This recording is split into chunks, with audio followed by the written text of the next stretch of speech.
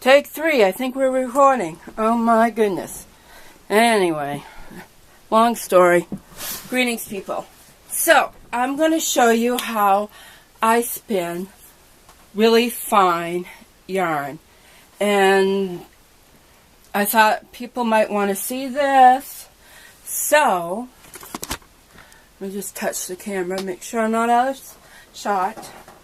Okay, what I start with is pre-processed wool. That's what I've been working the most with. And this is called roving. And what I do is I take this, I thin it out, and I spin that.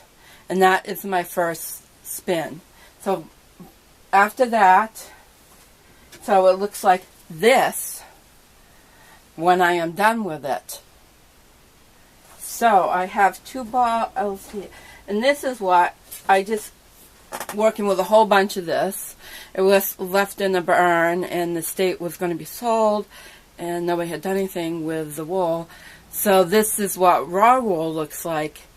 Actually, you get the whole pelt of the sheep and they're sheared once a year and that's when the wool is taken from them. And this can be spun, roughly spun like this, or it can be combed or carded, which I will show you how when I start, because I've carded, but I've never combed before, so that will be interesting. It may not be this wool though, but this is some of what I've got. I got 2. Anyway, so that was quite a chore to wash, believe me. So I got my wheel set up. This is a traditional Ashford wheel that is made in New Zealand, not far from where our dear tarot alchemist lives. Not far at all. So what I'm going to do now, I got these 2 pieces, right? So now I'm going to apply it. And some people were wondering, well, how, since I do sewing, knitting, crocheting, and working with textiles, how do I find the time? Well, I tell you, it's a hell of a lot harder when I leave the house to get stuff done. And it seems like I'm always out of the house, so it makes it a little more difficult. On a good day, when I'm not going anywhere, I will get up in the morning and work on the sewing. I'm going to go really slow here.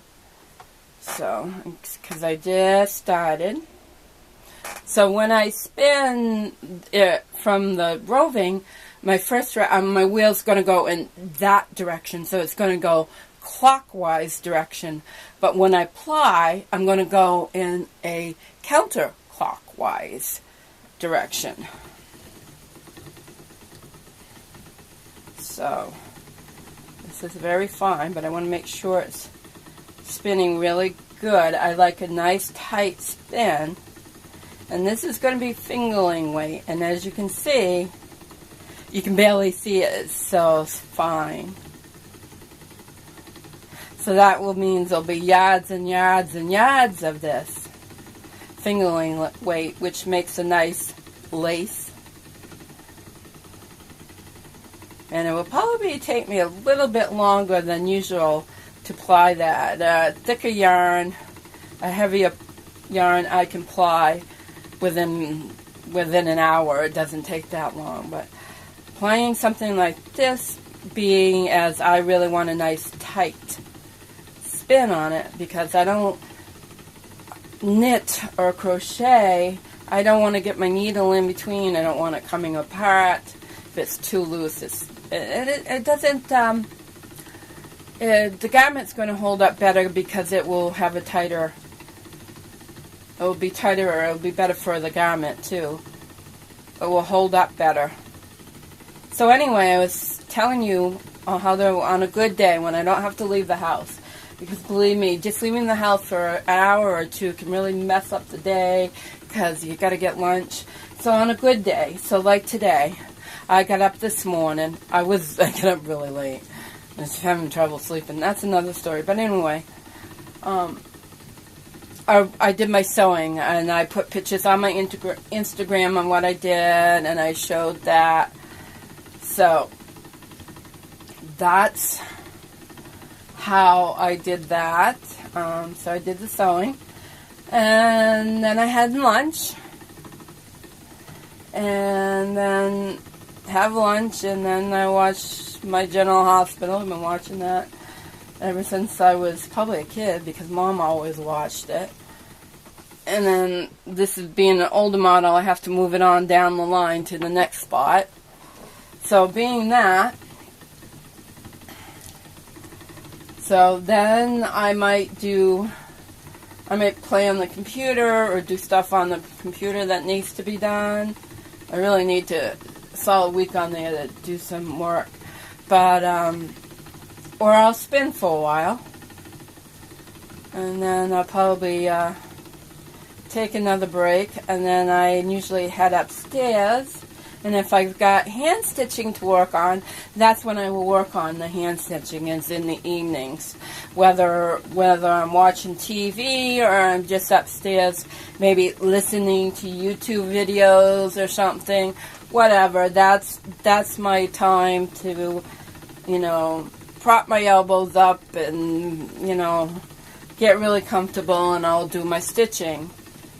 Long time ago, well, not that long ago, I told you guys I was working on a major arcana tarot deck based on herbs, and I didn't work on it much this summer because I was working upstairs on it, and that's just where I'm comfortable. I'm really comfortable doing it upstairs, and we had such high heat, and we only had one AC. We had tropical weather all summer in New England here, and I was just like, there's no way I'm going upstairs. So I didn't get to it, but now that the weather seemingly is starting to change, that's another thing I might do in the evening, is work on that, doing the drawing and the sketching and all that good stuff. So when I have a good day and I don't have to leave the house to do errands, I can get quite a lot done. And the raw wool, well, that was a piece of work, let me tell you. I do have somebody that comes and helps me with a few things, so I get really busy. I'm like, I must have, there, that looks like I didn't spin it as good as I wanted to, so I'm going to pull this back a little bit with just my hand, and it's probably because I was talking and I wasn't paying attention. Really want to, like I said, I want a really nice, tight spin, and this way I'm just wrapping it on my hand to pull it back, and yeah, we'll give it a little bit more spin, which won't take very long because it's already been spun. We're just adding a little bit more twist there. I kind of have my eyeball. I know what I'm looking for now, and my spinning wheel I got I found it on Craigslist, and I would call her a fellow artist. She had too many projects. I'm like, I'm starting to know what she feels like. She had a lot more than I have, though, believe me. And the spinning was one of her projects, and she just wasn't getting into it, and she had this wheel. So she was just really getting rid of stuff. And a brand new one of these will go for anywhere between, not exactly this model, but any type of spinning wheel, any model. A brand new one's going to cost you anywhere from $400 to $1,000. So I saw this one, I'm like, and I wanted one, right? I paid $100 for this one. That was a steal. It's an antique.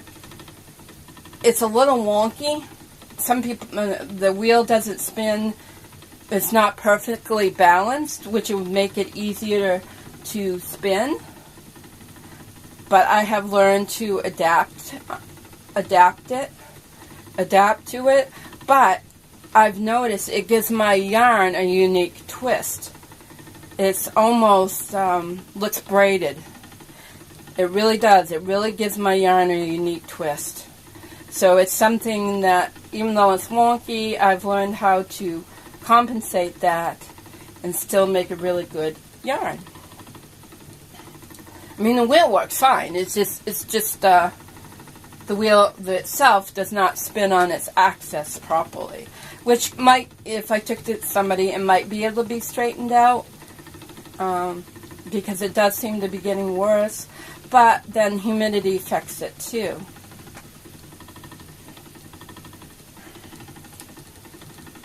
Here we go. Another thing, I'll let you watch this for a while, that I really wanted to talk about, because I think it's important. The things I know from my history and what my grandmother would tell me.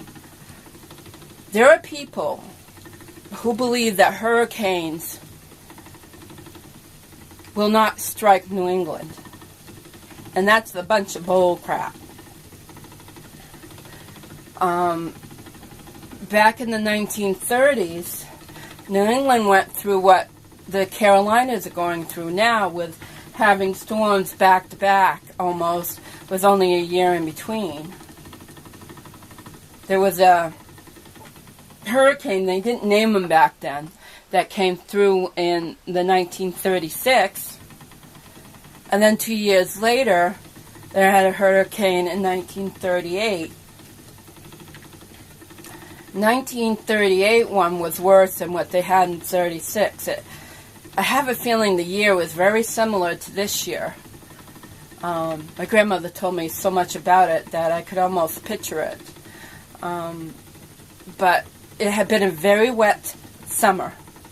So this sounds like the Carolinas this year, right? It had been a very extremely wet summer.